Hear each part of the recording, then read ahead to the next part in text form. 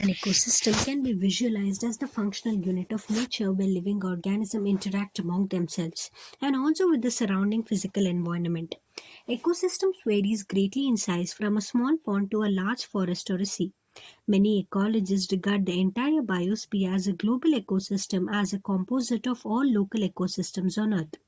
Since the system is too much big and complex to be studied at one time, it is convenient to divide it into two basic categories, namely the terrestrial and the aquatic. Forest, grassland, and desert are some examples of the terrestrial ecosystems. Pond, lake, wetland, river, and estuary are some examples of the aquatic ecosystems. Crop fields and an aquarium may also be considered as man made ecosystems. We will first look at the structure of the ecosystem in order to appreciate the input, productivity, transfer of energy, food chain, web, or nutrient cycling, and the output, degradation, and energy loss. We will also look at the relationships, cycles, change, webs that are created as a result of these energy flows within the system and their interrelationship. Ecosystem structure and function. In chapter 13, you have looked at the various components of the environment, abiotic and biotic. You have studied how the individual biotic and abiotic factors affected each other and their surrounding. Let us look at these components in a more integrated manner and see how the flow of energy takes place within these components of the ecosystem. Interaction of biotic and abiotic components result in a physical structure that is a characteristic for each type of ecosystem. Identification and enumeration of the plant and animal species of an ecosystem gives its species composition.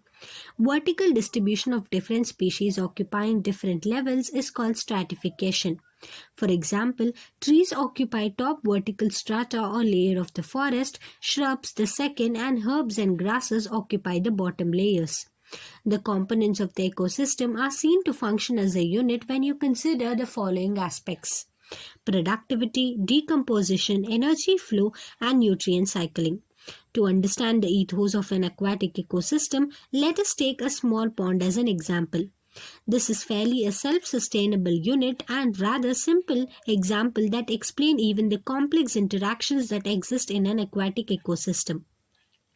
A pond is a shallow water body in which all the above mentioned four basic components of an ecosystem are well exhibited. The abiotic component is the water with all the dissolved inorganic and organic substances and the rich soil deposit at the bottom of the pond. The solar input, the cycle of temperature, day length, and other climatic conditions regulate the rate of function of the entire pond. The autotrophic components include the phytoplankton, some algae, and the floating, submerged, and marginal plants found at the edges. The consumers are represented by the zooplankton, the free-swimming, and the bottom-dwelling forms. The decomposers are the fungi, bacteria, and flagellates, especially abundant in the bottom of the pond. This system performs all the functions of an ecosystem and of the biosphere as a whole, that is, conversion of inorganic into organic material with the help of radiant energy of the sun by the autotrophs, consumption of the autotrophs by heterotrophs, decomposition and mineralization of the dead matter to release them back for reuse by the autotrophs. These events are repeated over and over again. There is unidirectional movement of the energy towards the higher trophic levels and its dissipation and loss as heat to the environment. Productivity. A constant input of solar energy is the basic requirement for any ecosystem to function and sustain. Primary production is defined as the amount of biomass or organic matter produced per unit area over a time period by plants during photosynthesis. It is expressed in terms of weight, gram per meter square, or energy, kilocalories per meter square. The rate of biomass production is called productivity. It is expressed in terms of per gram per year or kilocalories per meter square per year to compare the productivity of different ecosystems. It can be divided into gross primary productivity GPP and the net primary productivity NPP. Gross primary productivity of an ecosystem is the rate of production of the organic matter during photosynthesis.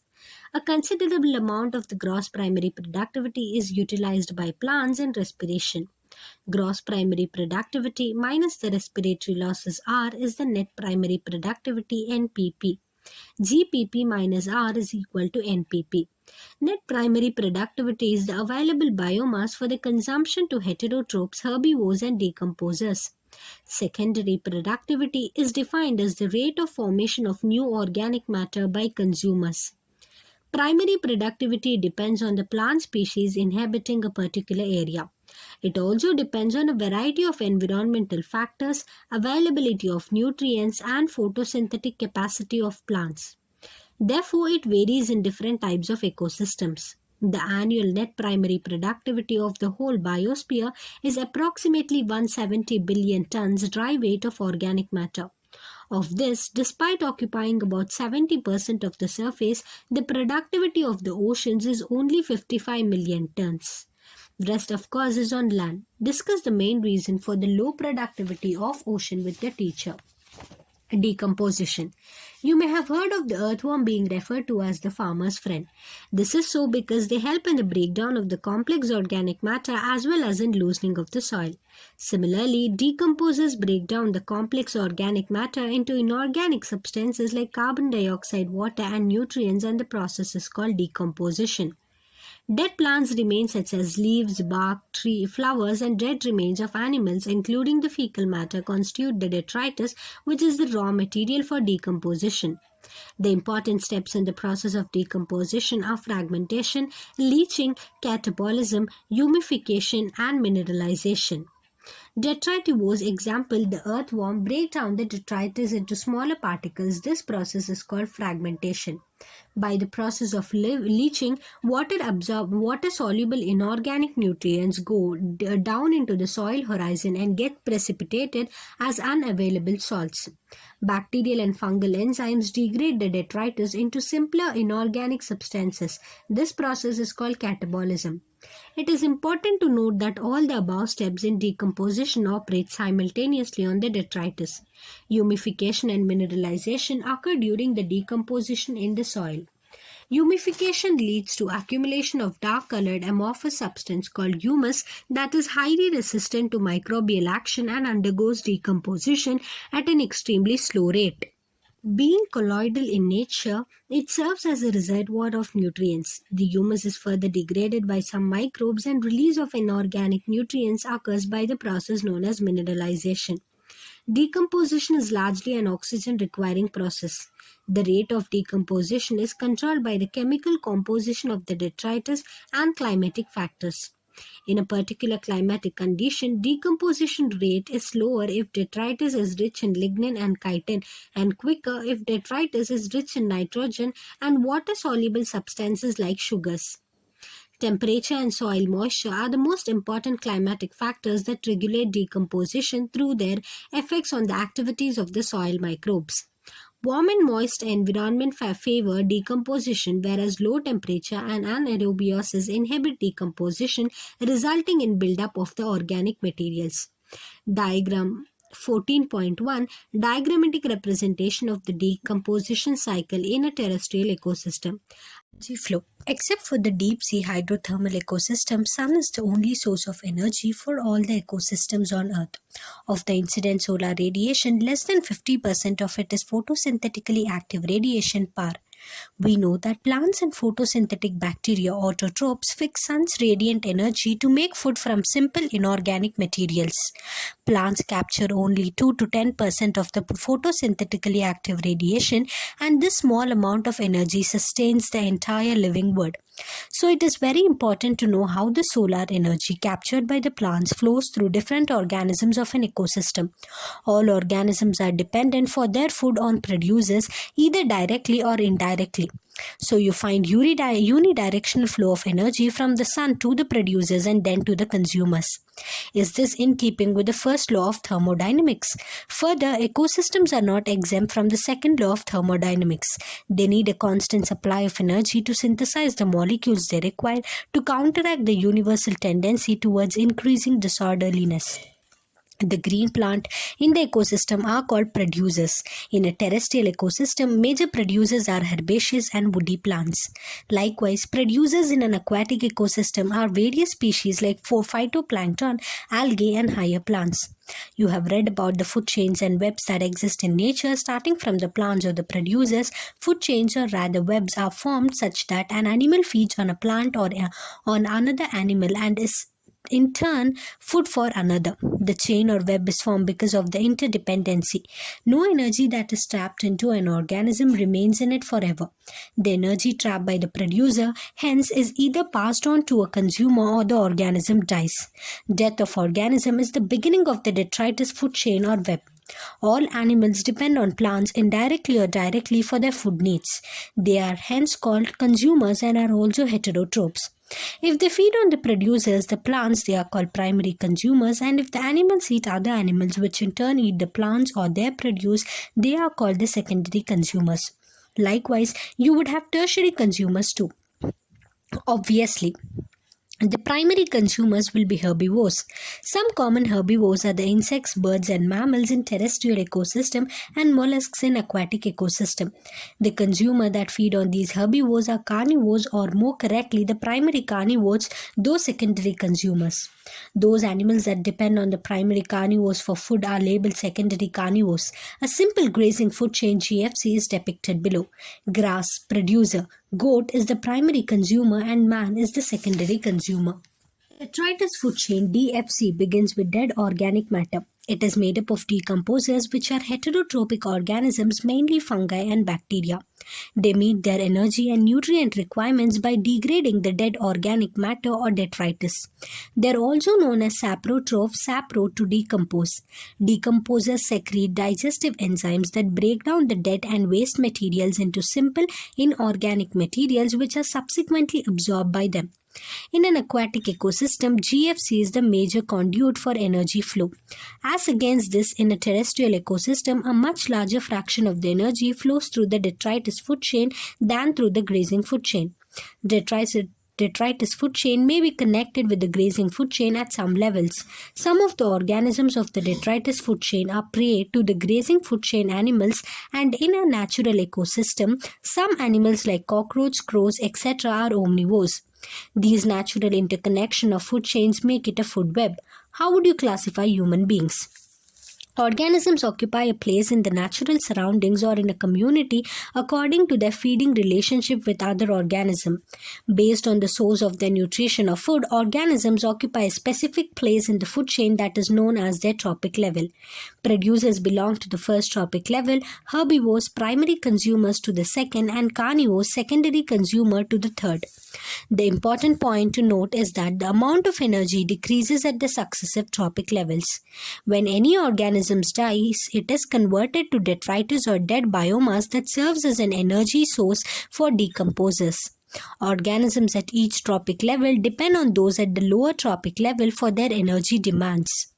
Each trophic level has a certain mass of the living material at a particular time that is called as the standing crop. The standing crop is measured as the mass of the living organism, biomass, or the number in an unit area. The biomass of a species is expressed in terms of fresh weight or dry weight.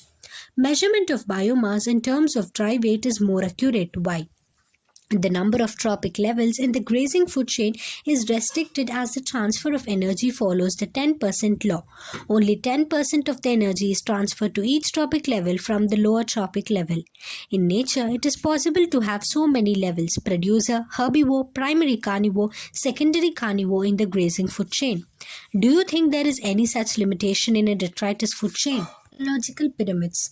You must be familiar with the shape of a pyramid. The base of the pyramid is broad and it narrows towards the apex. One gets a similar shape whether you express the food or energy relationship between organisms at different trophic levels. This relationship is expressed in terms of number, biomass, or energy. The base of each pyramid represents the producers or the first trophic level, while the apex represents the tertiary or the top level consumer. The three types of ecological pyramids that are usually studied are pyramid of number, pyramid of biomass, and pyramid of energy. For details, see figure 14.4a, b, c, and d. 14.4a, pyramid of numbers in a grassland ecosystem. Only 3 top carnivores are supported in an ecosystem based on production of nearly 6 million plant species. Figure 14.4b, pyramid of biomass, shows a sharp decrease in biomass at higher trophic levels. Figure 14.4c, inverted pyramid of biomass, small standing crop of phytoplankton supports large standing crop of zooplankton. Figure 14.4d, an ideal pyramid of energy. Observe that primary producers convert only 1% of the energy in the sunlight available to them into NPP. Any calculations of the energy content, biomass or number has to include all organisms at that tropic level. No generalizations we make will be true if we take only a few individuals at any tropic level into account. Also, a given organism may occupy more than one tropic level simultaneously. One must remember that the tropic level represents a functional level, not a species as such. Given species may occupy more than one tropic level in the same ecosystem at the same time. For example, a sparrow is a primary consumer when it eats seeds, fruit, peas, and a secondary consumer when it eats insects and worms. Can you work out how many tropic levels human beings function in a food chain?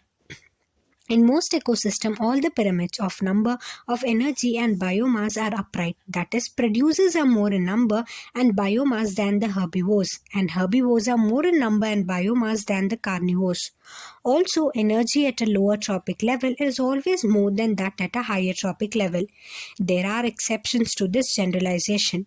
If you were to count the number of insects feeding on a big tree, what kind of pyramid would you get? Now, add an estimate of the number of the small birds depending on the insects, as also the number of the larger birds eating the smaller, draw the shape you would get. The pyramid of biomass in sea is generally inverted because the biomass of fishes far exceeds that of phytoplankton. Isn't that a paradox? How would you explain this? Pyramid of energy is always upright, can never be inverted. Because when energy flows from a particular tropic level to the next tropic level, some energy is always lost as heat at each step. Each bar in the energy pyramid indicates the amount of energy present at each tropic level in a given time or annually per unit area. However, there are certain limitations of ecological pyramids, such as it does not take into account the same species belonging to two or more tropic levels. It assumes a simple food chain, something that almost never exists in nature. It does not accommodate a food web. Moreover, saprophytes are not given any place in ecological pyramids, even though they play a vital role in the ecosystem. Ecological succession. You have learnt in chapter 13 the characteristics of population and community and also their response to environment and how such responses vary from an individual response. Let us examine another aspect of community response to environment over time. An important characteristic of all communities is that their composition and structure constantly change in response to the changing environmental conditions. This change is orderly and sequential, parallel with changes in the physical environment. These changes lead finally to a community that is in near equilibrium with the environment and is called the climax community.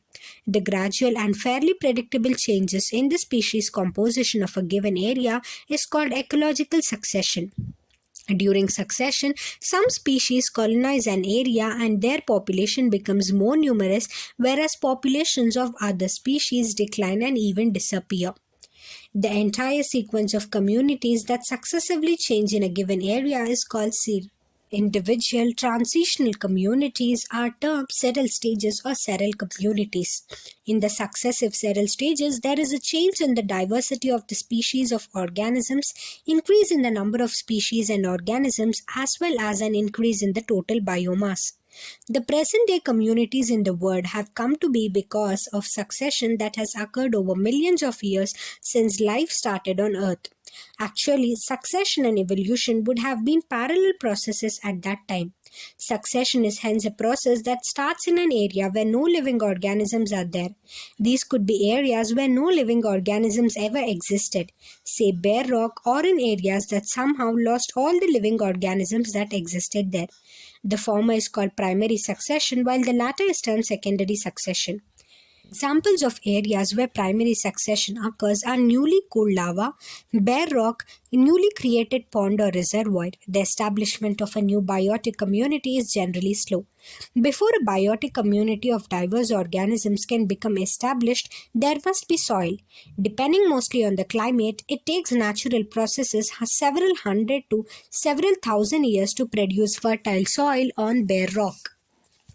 Secondary succession begins in area where natural biotic communities have been destroyed, such as in abandoned farmlands, burned or cut forest lands that have been flooded. Since some soil or sediment is present, succession is faster than primary succession. Description of ecological succession usually focuses on change in the vegetation. However, these vegetational changes in turn affect food and shelter for different types of animals. Thus, a succession proceeds and number and types of animals and decomposers also change. At any time during primary or secondary succession, natural or human-induced disturbances, fire, deforestation, etc. can convert a particular serial stage of succession to an earlier stage. Also, such disturbances create new conditions that encourage some species and discourage or eliminate other species. Succession of plants. Based on the nature of the habitat, whether it is water or very wet areas or it is on very dry areas, succession of plants is called hydrarch or xerarch respectively. Hydrarch succession takes place in wet areas and the successional series progress from hydric to the mesic conditions. As against this, xerarch succession takes place in dry areas and the series progress from xeric to mesic conditions. Hence, both hydrarch and xerarch succession leads to medium water conditions mesic, neither true dry xeric nor too wet hydric. The species that invade a bare area are called pioneer species. In primary succession on rocks, these are usually lichens which are able to secrete acids to dissolve rocks, helping in weathering and soil formation. These later pave way to some very small plants like bryophytes which are able to take hold in the small amount of soil. They are with time succeeded by higher plants and after several more stages, ultimately a stable climax forest community is formed. The climax community remains stable as long as the environment remains unchanged. With time, the xerophytic habitat gets converted into a mesophytic one. In primary succession in water, the pioneers are the small phytoplanktons which are replaced with time by rooted submerged plants, rooted floating angiosperms followed by free floating plants, then reed swamp, marsh meadow, scrub and finally the trees. The climax again would be a forest. With time, the water body is converted into land. In secondary succession, the species that invade depend on the condition of the soil, availability of the water, the environment, as also the seeds or other propagules present. Since soil is already there, the rate of succession is much faster and hence climax is also reached more quickly. What is important to understand is that succession, particularly primary succession, is a very slow process taking maybe thousands of years for the climax to be reached. Another important fact is to understand that all succession, whether taking place in water or on land, proceed to a similar climax community, the mesic. 14.5 Diagrammatic representation of primary succession. Phytoplankton. B. Submerged plant stage. C. Submerged free-floating plant stage. D. is the reed swamp stage. And E. is the marsh meadow stage. And F. is the scrub stage. And G. is the forest stage. Nutrient cycling. You have studied in class 11 that organisms need a constant supply of nutrients to grow, reproduce and regulate various body functions. The amount of nutrients such as carbon, nitrogen, phosphorus, calcium, etc. present in the soil at any given time is referred to as the standing state. It varies in different kinds of ecosystem and also on a seasonal basis. What is important is to appreciate that nutrients which are never lost from the ecosystem, rather they are recycled time and again indefinitely. The movement of nutrients element through the various components of an ecosystem is called nutrient cycling. Another name of nutrient cycling is the biogeochemical cycles, bio meaning living organisms, geo rocks, air, water. Nutrient cycle are of two types: A, the gaseous, and B, sedimentary. The reservoir for gaseous type of nutrient cycle, example nitrogen, carbon cycle, exist in the atmosphere, and for the sedimentary cycle, example the sulfur and the phosphorus cycle, the reservoir is located in the earth's crust. Environmental factors, example soil, moisture, pH, etc., regulate the rate of release of the nutrients into the atmosphere. The function of the reservoir is to meet with the deficit which occurs due to imbalance in the rate of influx and efflux.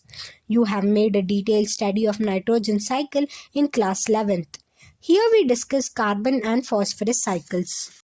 Ecosystem carbon cycle. When you study the composition of the living organism, carbon constitutes 49% of the dry weight of the organisms and is next to only to water. If we look at the total quantity of the global carbon, we find that 71% carbon is found dissolved in oceans. This is oceanic reservoir regulates the amount of carbon dioxide in the atmosphere. Do you know that the atmosphere only contains about 1% of the total global carbon? Fossil fuels also represent a reservoir of carbon. Carbon cycling occurs through atmosphere, ocean, and through living and dead organisms. According to an estimate, 4 into 10 to the power of 13 kg of carbon is fixed annually in the biosphere through photosynthesis. A considerable amount of the carbon returns to the atmosphere as CO2 through respiratory activities of the producers and the consumers. Decomposers also contribute substantially to carbon dioxide pool by the processing of waste materials and dead organic matter of land or oceans. Some amount of the fixed carbon is lost to sediments and removed from circulation.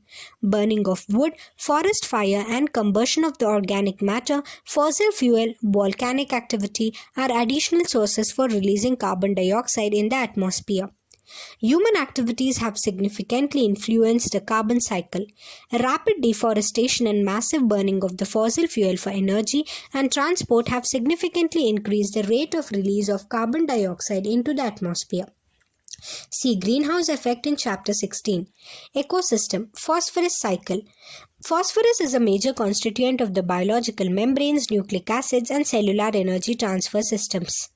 Many animals also need large quantities of this element to make shells, bones, and teeth. The natural reservoir of phosphorus is rock, which contains phosphorus in the form of phosphates. When rocks are weathered, minute amounts of these phosphates dissolve in the soil solution and are absorbed by the roots of the plant. Herbivores and other organisms obtain this element from plants. The waste products and the dead organisms are decomposed by phosphate solubilizing bacteria releasing phosphorus. Unlike carbon cycle, there is no respiratory release of phosphorus into the atmosphere.